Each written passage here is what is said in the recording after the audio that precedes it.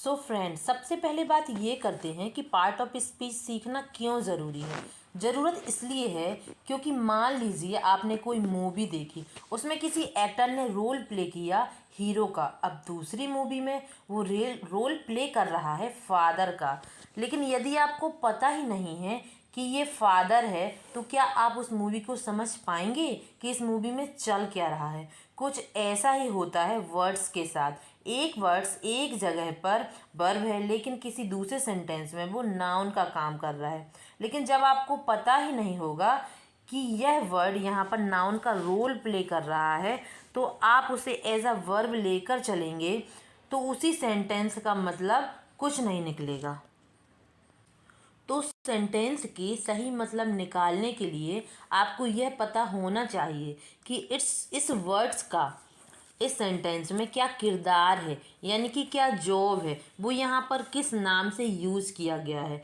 तब आप उसका सही अर्थ निकाल पाएंगे। इसलिए पार्ट ऑफ स्पीच सीखना बहुत ज़रूरी है, क्योंकि कोई एक सिंगल वर्ड ज़रूरी नहीं है कि वह एक ही नाम से जाना जाए। कोई एक वर्ड नाउन भी हो सकता है, वर्ब भी हो सकता है, एडवर्ब भी हो सकता है। अलग अलग सेंटेंस में अलग अलग जगह रखने की वजह से उसका अलग अलग मीनिंग हो जाता है। तो इसलिए आपका ये जानना बहुत ज़रूरी है कि पार्ट ऑफ स्पीच क्या है।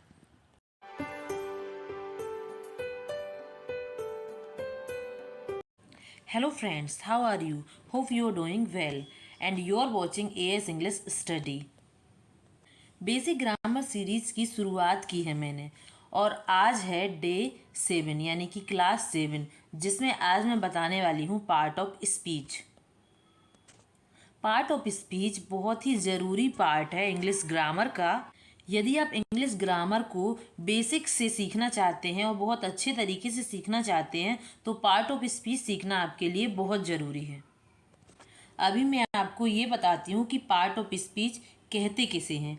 पार्ट ऑफ स्पीच को हिंदी में शब्द भेद कहते हैं। पार्ट ऑफ स्पीच शब्द भेद, यानी कि ये शब्दों का खेल है। पार्ट्स ऑफ स्पीच, एक सेंटेंस में जो वर्ड होते हैं और उन वर्ड्स को जो नाम दिए जाते हैं, उन नाम को पार्ट ऑफ स्पीच के नाम से जाना जाता है।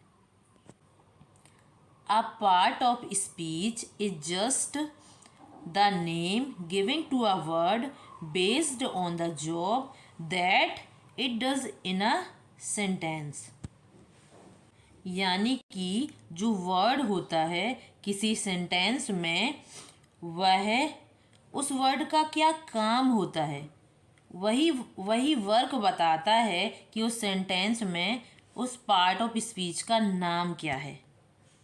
यानी कि उस वर्ड को उसके काम के अकॉर्डिंग नाम दिया जाता है और उसे ही पार्ट ऑफ स्पीच कहते हैं। There are 8 part of speech in English grammar. Means English grammar में 8 पार्ट ऑफ स्पीच होते हैं। लेकिन यदि आप अभी गूगल में सर्च करेंगे तो कई जगह बताएंगे there are 9 part of speech, there are 10 part of speech. लेकिन जो मेन पार्ट ऑफ स्पीच हैं वो यही 8 हैं। तो आज आप इन 8 पार्ट ऑफ स्पीच को सीखने वाले हैं। तो ये पार्ट ऑफ स्पीच उनके लिए सीखना बहुत ज़रूरी है जो अपनी इंग्लिश ग्रामर में पकड़ बनाना चाहता है। और आपको यदि अपनी ग्रामर का बेस मजबूत करना है तो आपको इसे जानना बहुत ज़रूरी है। फ्रेंड्स, आज के इस वीडियो में मैं आपको इन सभी पार्ट ऑफ स्पीच के बारे में बताऊंगी और एग्जाम्पल देकर उन्हें ये भी समझाऊंगी कि इनका यूज कैसे करते हैं। और इसके बाद जो वीडियो आएंगे उसमें आप 1 बाय 1 इनको डिटेल में जानेंगे। इस वीडियो में मैं आपको एग्जाम्पल के साथ सेंटेंस में इस तरीके से इनका यूज़ करना सिखाऊंगी जिससे कि आपको समझ में आ जाएगा कि इन पार्ट ऑफ स्पीच का कैसे यूज करना है और कब कहाँ पर ये क्या किरदार निभा रहे हैं, कब कौन सा रोल प्ले कर रहे हैं।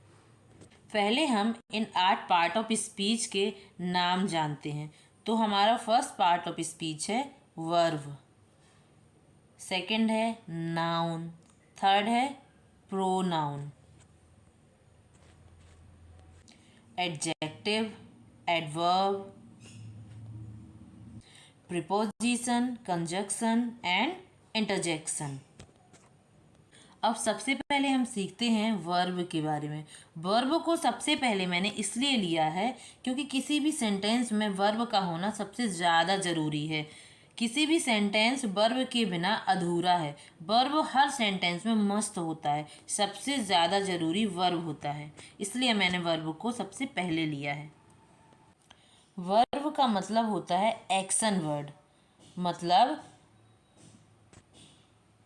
किसी क्रिया का होना। तो जब कोई वर्ड कोई एक्शन करता है, कोई काम करता है, तो उसे हम वर्ब कहते हैं। तो जब कोई शब्द किसी क्रिया को दर्शाता है उसे हम वर्ब कहते हैं। Is a word that shows an action और स्टेट ऑफ बीइंग, मतलब कोई वर्ड जब किसी एक्शन को बताता है और स्टेट ऑफ बीइंग या फिर किसी सिचुएशन को बताता है, तब भी उसे हम वर्ब कहते हैं। Such as come, go, is, am, were, ये सभी वर्ब में ही आते हैं, सारी हेल्पिंग वर्ब, स्लीप एक्सेट्रा, इन सभी को हम वर्ब कह सकते हैं।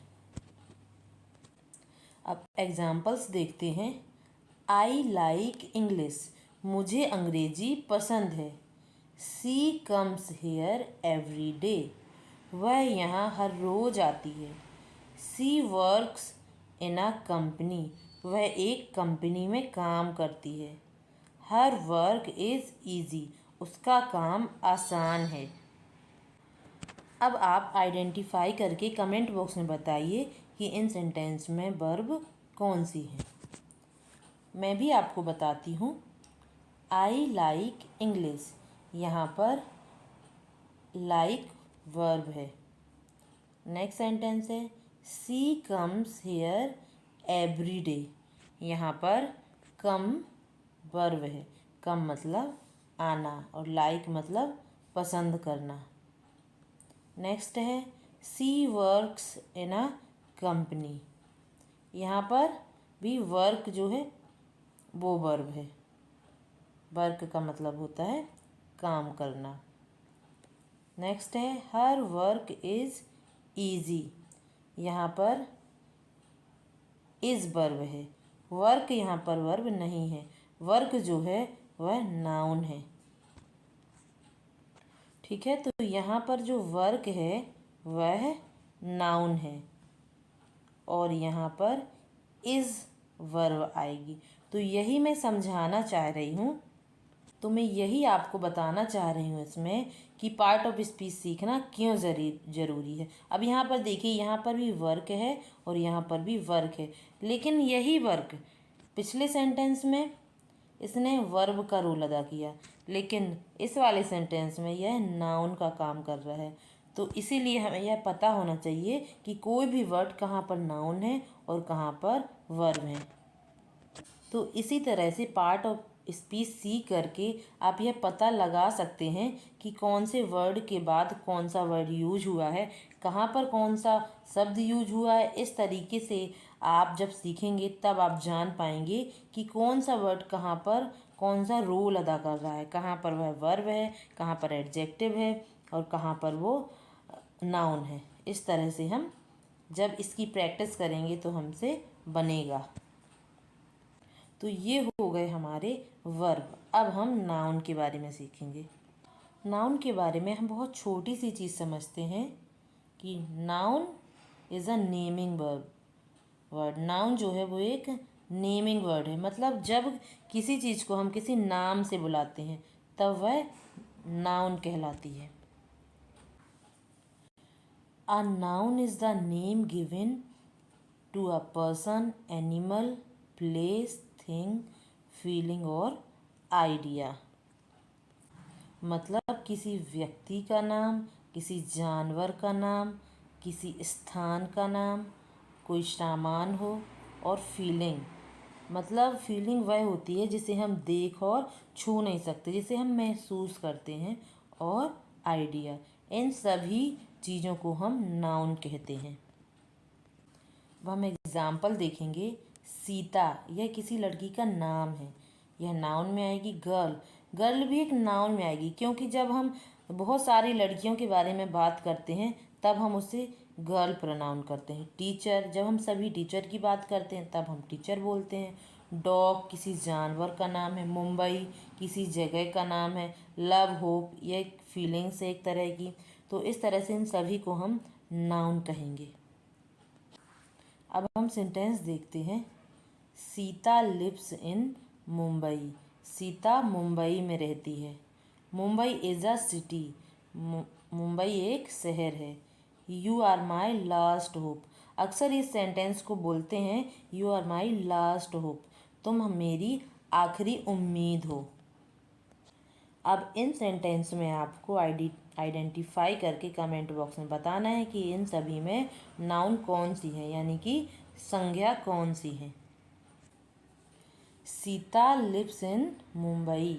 यहाँ पर सीता किसी लड़की का नाम है और मुंबई भी किसी शहर का नाम है। तो यहाँ पर मुंबई और सीता ये दोनों नाउन होंगे। नेक्स्ट सेंटेंस है, मुंबई इज़ अ सिटी। यहाँ पर मुंबई किसी शहर का नाम है और सिटी भी हम शहर को बोलते हैं, इसलिए यहाँ पर मुंबई और सिटी ये दोनों नाउन हैं। नेक्स्ट सेंटेंस देखेंगे, you are my last hope. यहाँ पर होप नाउन है। तो इस तरह से आपने नाउन को समझा। अब नेक्स्ट हम देखेंगे प्रोनाउन। यहाँ पर मैंने लिख रखा है रिप्लेसेस आ नाउन, मतलब कि जब हम किसी चीज़ को हटा करके किसी दूसरी चीज़ का यूज़ करते हैं तब हम उसे रिप्लेसेस बोलते हैं। और यहाँ पर नाउन को हटा करके हम किसी दूसरे वर्ड का यूज़ करते हैं, इसीलिए हम उसे प्रोनाउन कहते हैं। अब हम डेफिनेशन देखते हैं। A person is a word used in place of a noun और noun phrase to avoid repetition. तो आपको यहाँ पर ये ध्यान देना है कि जो प्रोनाउन है वह नाउन और नाउन फ्रेज की जगह पर यूज होता है। क्यों यूज होता है? टू अवॉइड रिपीटेशन, मतलब कि आप बार बार जब नाउन को रिपीट करते हैं तो नाउन को बार बार रिपीट ना करना पड़े, उसके लिए आप प्रोनाउन का यूज़ करते हैं। प्रोनाउंस क्या होते हैं ये हम एग्जाम्पल में देखेंगे। I, we, you, they, he, she, it ये सभी सब्जेक्टिव प्रोनाउंस हैं और ये ऑब्जेक्टिव प्रोनाउंस हैं। Him, us, me, that, these, them etcetera. अब आप सेंटेंस में देखेंगे तो बहुत ही अच्छी तरीके से समझ पाएंगे। यहाँ पर फर्स्ट सेंटेंस है, Ram is coming to take Ram's book. Ram is my friend. Ram is beautiful. तो यहाँ पर मैं बार बार राम का यूज़ कर रही हूँ, तो सुनने में नेचुरल नहीं लग रहा है। तो इसी को मैं दूसरे सेंटेंस में देखूँगी तो आप देखेंगे कि यहाँ पर मैंने राम सिर्फ एक बार यूज़ किया है और राम को मैंने प्रोनाउन से रिप्लेस कर दिया है। तो अब हम सेंटेंस देखते हैं। Ram is coming to take her book. He is my friend. He is beautiful. तो ये सेंटेंस जो है सुनने में ज़्यादा नेचुरल लग रहा है, क्योंकि यहाँ पर मैंने बार बार राम का यूज़ नहीं किया है। यहाँ पर हम राम की ही बात कर रहे हैं तो बार बार राम बोलने की ज़रूरत नहीं है। यहाँ पर हम राम की जगह पर उसका, उसकी इस तरीके से बात कर सकते हैं। तो इस तरह से मैंने हर, माई फ्रेंड इस तरीके से यहाँ पर बात की, तो ये सेंटेंस सुनने में ज़्यादा नेचुरल लग रहा है, क्योंकि यहाँ पर मैंने नाम की जगह पर प्रोनाउन को रिप्लेस कर दिया है, तो इसलिए यह सेंटेंस ज़्यादा नेचुरल लग रहा है। तो ये काम करते हैं प्रोनाउन। नाउन की जगह पर नाउन को हटा करके ही, सी, इट, दे एक्सेट्रा जैसा वर्ड होगा उस तरह से प्रोनाउन का यूज़ होगा। तो अब हम फोर्थ नंबर पढ़ेंगे एडजेक्टिव। यहाँ पर इसमें ऐड लगा हुआ है, तो ऐड का मतलब इसमें हम कुछ ऐड करेंगे।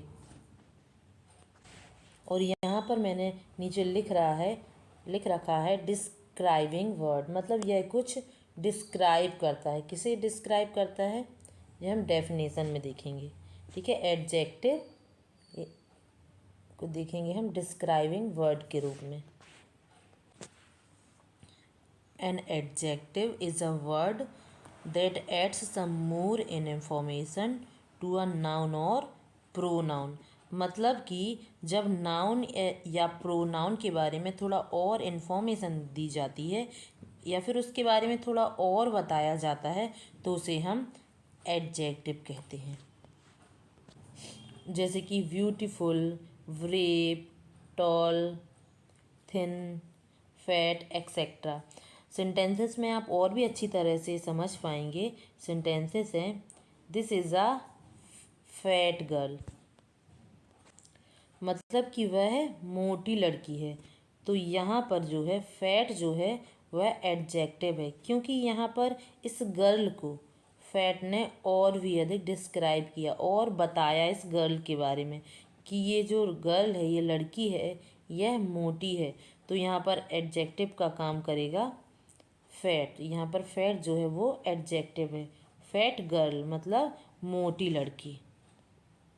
नेक्स्ट सेंटेंस है, दिस म्यूजिक इज़ इंटरेस्टिंग। तो यहाँ पर म्यूजिक नाउन है और इंटरेस्टिंग एडजेक्टिव है। तो यहाँ पर जो इंटरेस्टिंग है, जो ये एडजेक्टिव है, यह म्यूजिक मतलब नाउन के बारे में और भी अधिक इन्फॉर्मेशन दे रहा है, और भी अधिक हमें बता रहा है कि जो म्यूजिक है वो कैसा है, इंटरेस्टिंग है। दिस म्यूजिक इज़ इंटरेस्टिंग मतलब म्यूजिक इंटरेस्टिंग है, यह म्यूजिक रोचक है। This music is interesting. तो अब नंबर 5 हम देखेंगे एडवर्ब।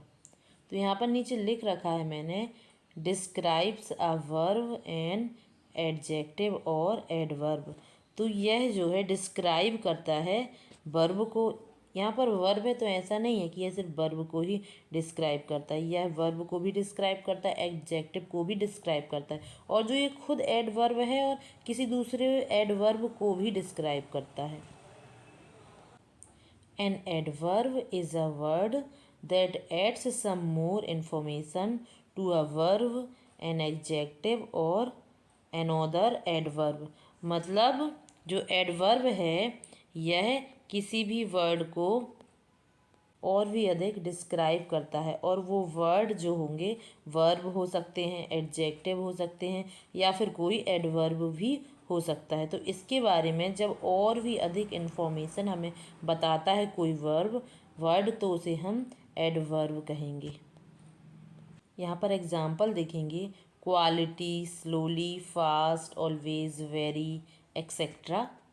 पर हम एक छोटी सी ट्रिक भी देखेंगे कि ज़्यादातर जो एडवर्ब होते हैं वो एल वाई से जो हैं वो एंड होते हैं, लेकिन हमेशा ऐसा हो ऐसा ज़रूरी नहीं है।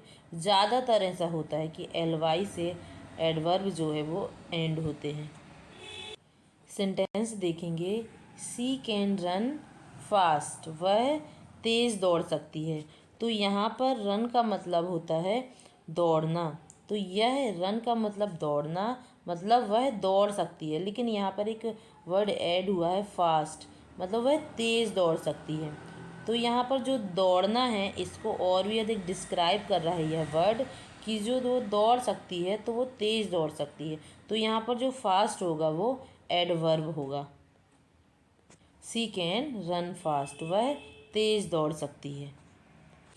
यहाँ पर दूसरा सेंटेंस है, यू आर ऑलवेज बिजी, मतलब तुम हमेशा व्यस्त रहते हो। अब यदि हम इसे ऑलवेज ना लगाएं और बोलें यू आर बिज़ी, मतलब तुम बिज़ी रहते हो, तो ये भी सेंटेंस बन सकता है, लेकिन यहाँ पर हमने ऑलवेज लगा दिया। तो ये जो ऑलवेज है यह बिज़ी को और भी अधिक डिस्क्राइब कर रहा है, मतलब तुम बिज़ी रहते हो को अधिक डिस्क्राइब कर रहा है, तुम हमेशा बिज़ी रहते हो। तो यहाँ पर जो ऑलवेज है ये एडवर्ब होगा। अगला है, ही इज़ वेरी टॉल, मतलब वह बहुत लंबा है। तो वह लंबी है, यदि हम सिर्फ बोलेंगे ही इज़ टॉल तो वह लंबा है, लेकिन यदि हम वेरी लगा देंगे तो वह बहुत लंबा है। तो जो वेरी है यह टेल को डिस्क्राइब कर रहा है, ही इज़ वेरी टॉल, वह बहुत लंबा है। तो इस तरह से यहाँ पर जो वेरी होगा वह एडवर्ब होगा, ही इज़ वेरी टॉल, वह बहुत लंबा है।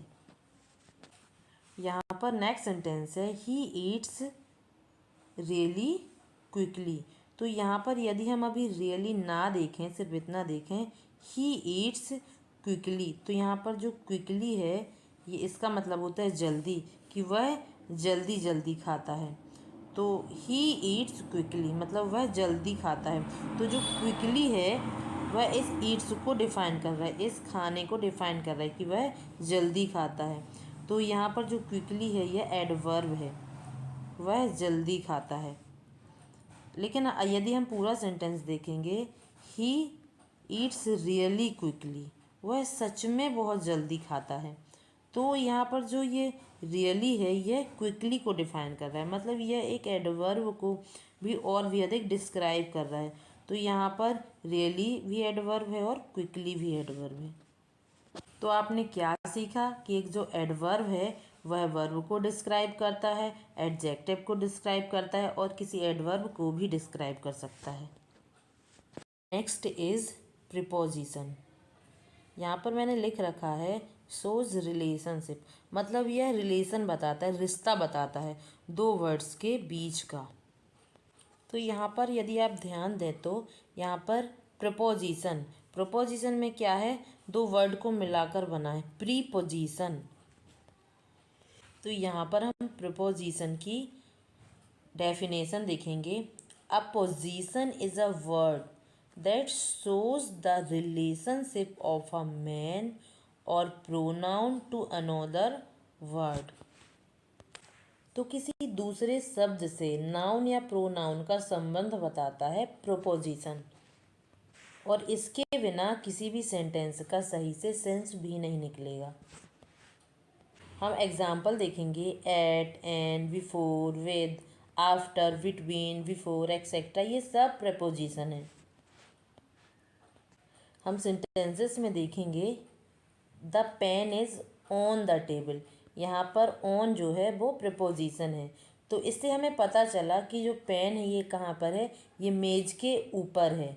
The pen is on the table, pen मेज के ऊपर है। सी इज़ एट ऑफिस, यहाँ पर एट प्रोपोजिशन है। सी इज़ एट ऑफिस, वह ऑफिस में है। तो यहाँ पर जो एट है यह मे के लिए यूज हुआ है, वह ऑफिस में है। The next is I go to market, मतलब मैं बाज़ार जाती हूँ। तो यहाँ पर जो टू यूज हुआ एज अ प्रोपोजिशन। अगला है she went to school on Tuesday, यहाँ पर टू एक प्रोपोजिशन और ऑन दूसरा preposition. She went to school on Tuesday, मतलब मंगलवार को वह स्कूल गई। एक बात आपको याद रखना है कि जितने भी प्रोपोजिशन हम यूज़ कर रहे हैं ये उसके बाद वाले वर्ड को डिस्क्राइब कर रहे हैं, इसलिए इसका नाम है प्रीपोजिशन यानी कि प्रोपोजिशन। अगला है कंजंक्शन यानी कि जॉइनिंग वर्ड। कंजंक्ट का मतलब होता है जुड़ा हुआ, तो कंजंक्शन क्या काम करते हैं, जोड़ने का काम करते हैं, सिर्फ वर्ड को ही नहीं। A conjunction is a word that joins two words, phrases, clauses और सेंटेंसेस। तो कंजंक्शन क्या काम करते हैं, जोड़ने का। वह किसी वर्ड्स को भी जोड़ सकते हैं और फ्रेजेस को भी जोड़ सकते हैं, क्लॉज को और सेंटेंसेस को भी जोड़ने का काम कंजंक्शन करते हैं। जैसे कि so, word, because and etcetera, ये सभी कंजंक्शन है। यहाँ पर सेंटेंस है Ram and Sita are my friends. तो यहाँ पर दो वर्ड हैं राम एंड सीता, तो राम और सीता को जोड़ा एंड ने, राम एंड सीता, तो यहाँ पर कंजंक्शन है, कंजंक्शन एंड होगा। राम और सीता मेरे दोस्त हैं।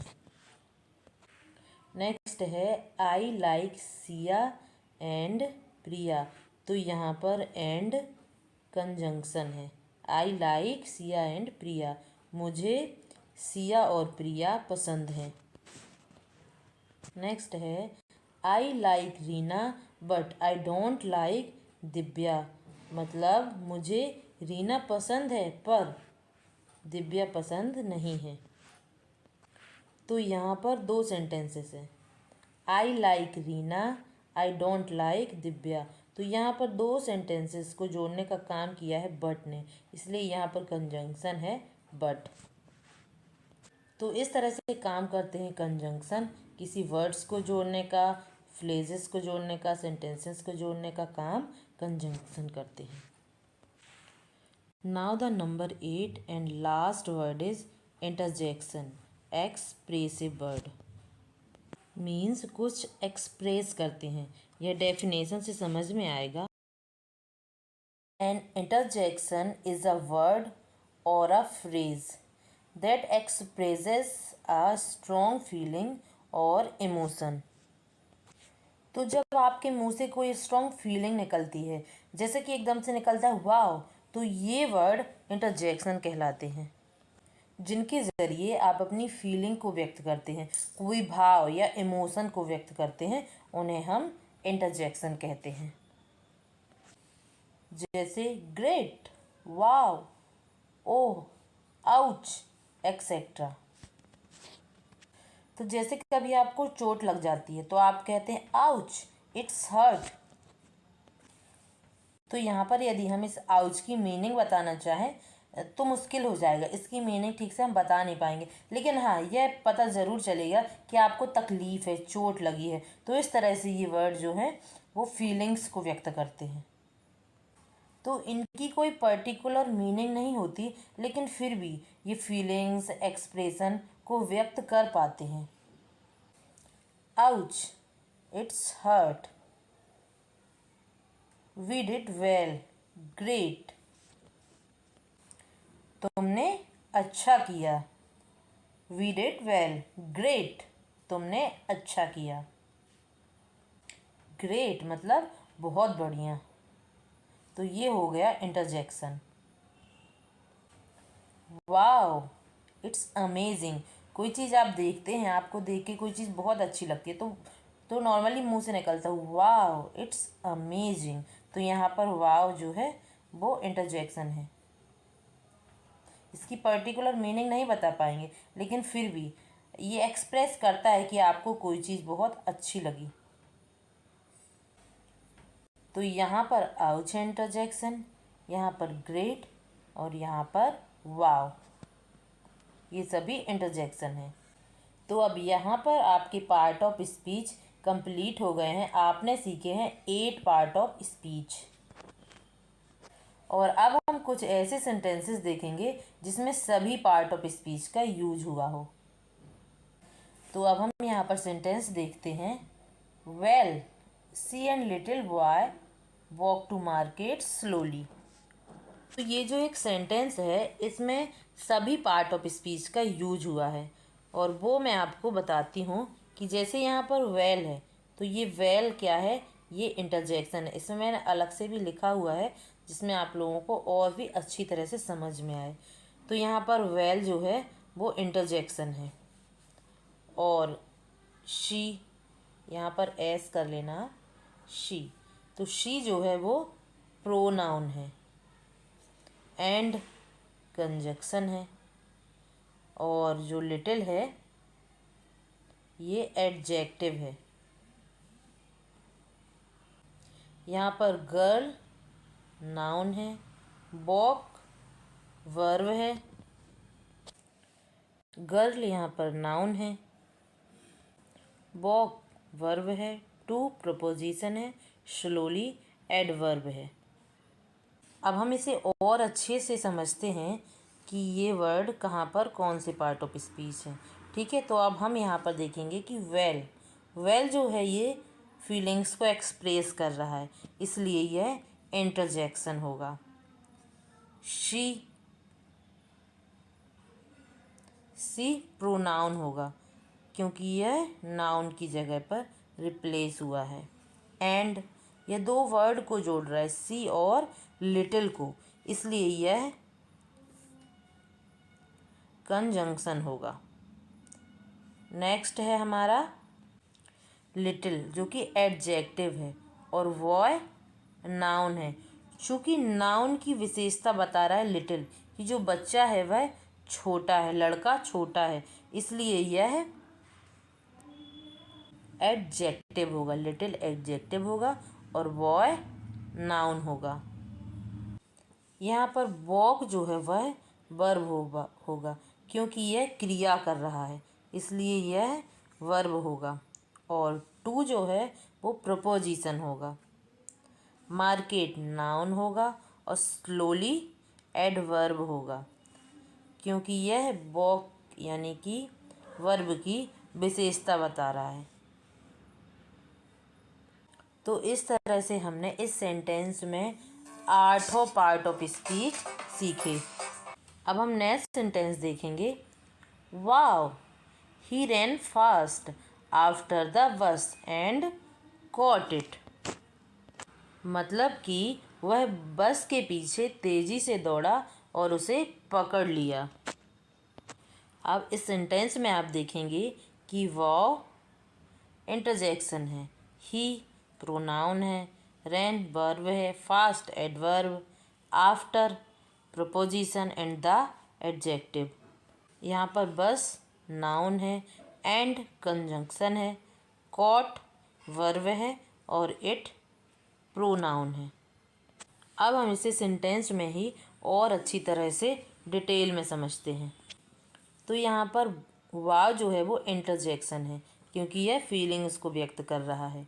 ही प्रोनाउन है, रैन वर्ब है, फास्ट एडवर्ब है,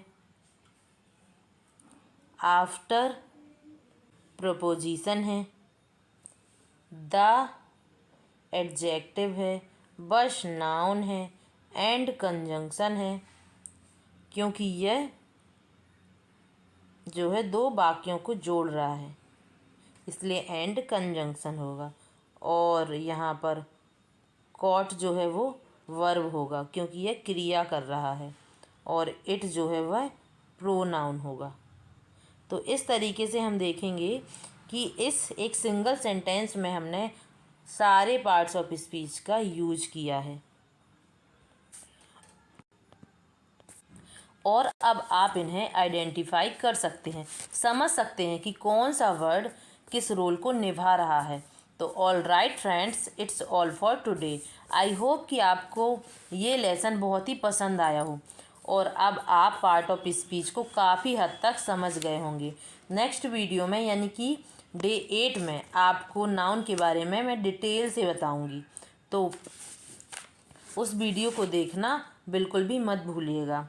तो यदि आप मेरे चैनल पर नए हों और आपने यदि चैनल सब्सक्राइब नहीं किया है तो सब्सक्राइब कर लें और आने वाले बेल आइकन को दबाना बिल्कुल मत भूलिएगा ताकि आने वाले सभी वीडियो आप तक पहुंच सकें। और वीडियो अच्छा लगा तो लाइक कीजिए और साथ ही अपने फ्रेंड्स के साथ शेयर भी कीजिए। तो अब मैं आपको अगले लेसन में मिलूँगी। आज के लिए बाय बाय।